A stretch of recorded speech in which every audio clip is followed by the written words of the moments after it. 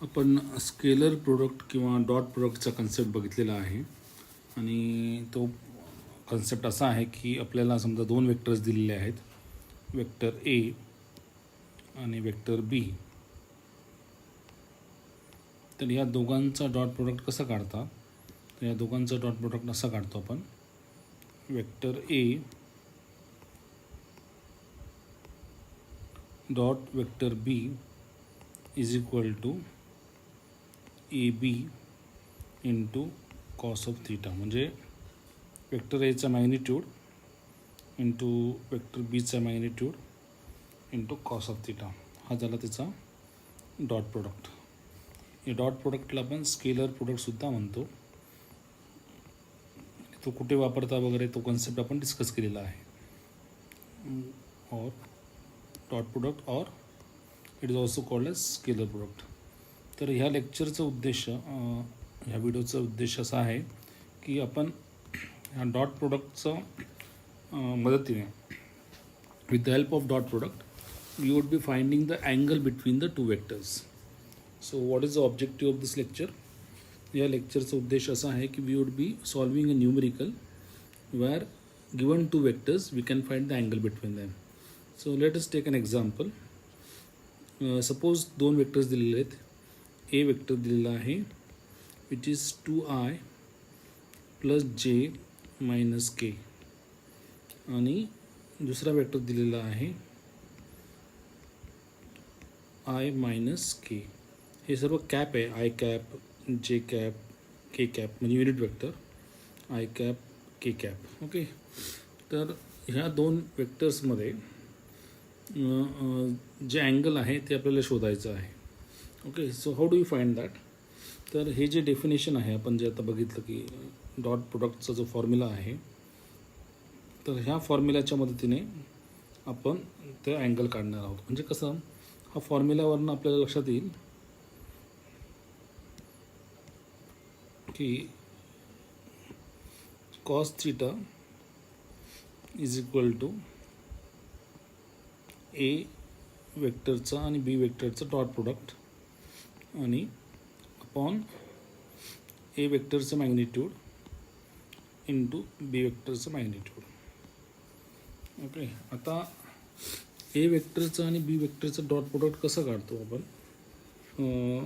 तर ए डॉट बी हे काढण्यासाठी आपल्याला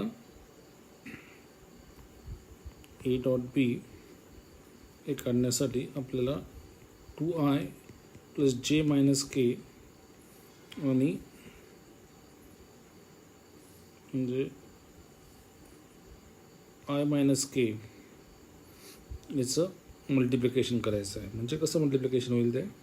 तर दिस टर्म इंटू दिस टर्म, दिस टर्म इंटू दिस टर्म, दिस टर्म इंटू दिस टर्म, दिस टर्म इंटू दिस टर्म. आता आपल्याला हे माहिती आहे की आय आणि जे हा जो डॉट प्रोडक्ट जर घेतला तर दॅट बिकम्स आय जे कॉस ऑफ 90. कारण आय आणि जे, आय हा एक्स ॲक्सिस आहे युनिट वेक्टर आणि जे हा वाय ॲक्सिस आहे, आणि एक्स ॲक्सिस आणि वाय ॲक्सिसमधला अँगल हे 90 असल्यामुळे हा नेहमी 0 असतो. तसेच आय डॉट के हा पण 0 आहे, किंवा जे डॉट के हा सुद्धा 0 असतो. त्यामुळे आपण जेव्हा हे मल्टिप्लिकेशन करतो त्यामुळे आपल्याला फक्त जिथे आय किंवा जे जेव्हा किंवा के येतात तेच टर्म्स घ्यायचे. म्हणजे कुठे म्हणजे 2 इंटू आय डॉट आय हा घ्यायचा आहे. 2i इंटू के नाही घ्यायचा कारण तो 0च येईल. जे इंटू आय नाही घ्यायचा तो 0च होईल. जे इंटू के पण नाही घ्यायचा तो 0च होईल. परंतु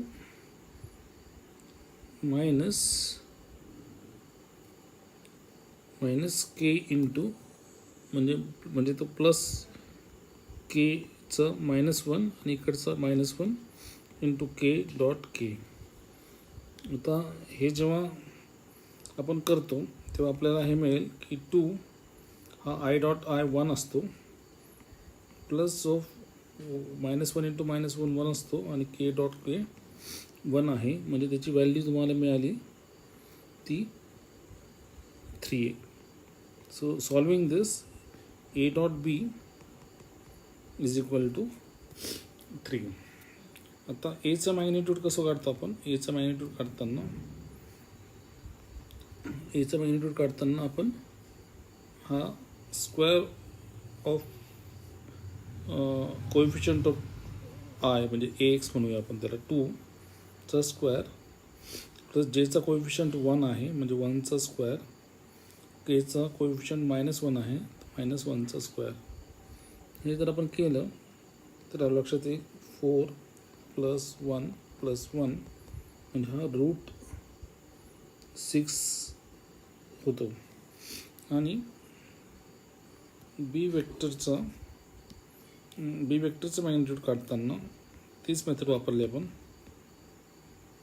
I² म्हणजे 1 स्क्वेअर, J² म्हणजे 0 स्क्वेअर आणि K² म्हणजे -1 स्क्वेअर म्हणजे हे झालं √2. आता आपण हे जे व्हॅल्यूज आहेत हे इथे सबस्टिट्यूट करणार आहोत. म्हणजे ही व्हॅल्यू इथे टाकणार आहोत आणि या ज्या व्हॅल्यू आहेत या ज्या खाली मिळालेल्या व्हॅल्यूज आहेत या आपण इथे सबस्टिट्यूट करणार आहोत. तसं केल्यानंतर आपल्याला काय मिळतं तर cos θ =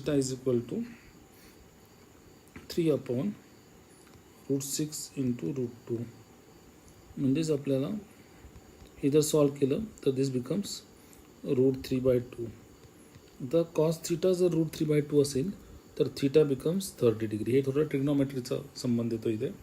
तर आपल्याला काय मिळालं cos θ = √3/2 म्हणजेच θ = cos इन्व्हर्स ऑफ √3/2 आणि cos इन्व्हर्स ऑफ √3/2 हे आपण ट्रिग्नोमेट्रीमध्ये शिकणार आहोत. That becomes 30 degrees. Okay, so this is one type of problem which can be asked in the exam. आणि काय प्रॉब्लेम आहे तो की तुम्हाला दिलेले आहे 2 वेक्टर्स, वेक्टर ए आणि वेक्टर बी, आणि तुम्हाला या 2 वेक्टर्समधला अँगल फाइंड करायचं. प्रश्न काय विचारलेला असणार आहे? Find the angle between them. आणि तो अँगल कसा काढायचा तर अगदी सोपं आहे. cos θ = A.B upon magnitude of A into magnitude of B. A.B कसं करायचा तर 2 इंटू म्हणजे आयचे कोएफिशियंट घ्यायचे, जेचे कोएफिशियंट घ्यायचे, तर जेचे कोएफिशियंट दुसरा जे नसल्यामुळे 0 आहे, तर आणि केचे कोएफिशियंट घ्यायचे आणि तुम्हाला मिळतं म्हणजे जेचे पण तुम्हाला लिहायचं असेल तर लिहू शकता. जेचं काय कोएफिशियंट आहे 1 आणि दुसऱ्या जेचं आहे 0, J.J म्हणजे तो 0 होईल. ओके, तर अशा पद्धतीने आपल्याला ते A.B काढता येतं. आणि A.B काढल्यानंतर तो न्यूमरेटरमध्ये ठेवायचा आणि एची मॅग्निट्यूड आणि बीची मॅग्निट्यूड काढायची. एची मॅग्निट्यूड काढताना अर्थातच याचा कोएफिशियंट म्हणजे AX² + AY² + AZ² म्हणजे 2² + 1² + -1² आणि बीचा कोएफिशियंट म्हणजे 1² प्लस जेचा कोएफिशियंट 0 म्हणजे 0² आणि केचा कोएफिशियंट -1 म्हणजे -1² असा √2 आला. हे जे तुम्हाला मॅग्निट्यूड मिळाले ते डिनॉमिनेटरमध्ये त्याचे प्रोडक्ट घ्यायचा तर तुम्हाला cos θ ची व्हॅल्यू मिळते.